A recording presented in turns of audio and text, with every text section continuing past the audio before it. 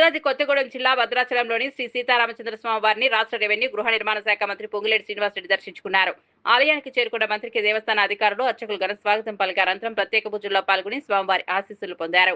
ఆలయ వేద పండితులు వేదాశీర్షణం అందించగా దేవస్థానం తరపున తీర్థ ప్రసాదాలు శేష వస్త్రాలతో మంత్రిని సత్కరించారు. అనంతరం ఆలయ ప్రాంగణంలో కొనసాగుతున్న అభివృద్ధి పనులను మంత్రి పరిశీలించారు.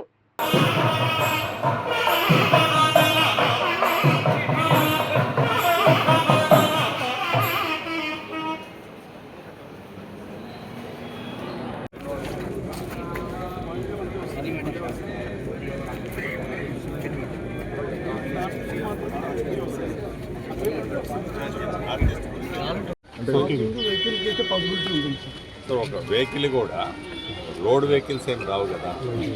సో లైట్ వెహికల్స్లో తగ్గట్టు మీరు ఆ స్లోప్ని మెయింటైన్ చేస్తూ దాన్ని ఓన్ కట్ చేయకండి.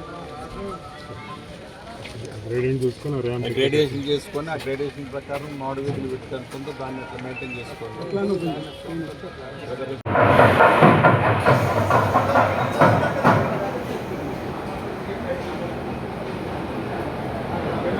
Please.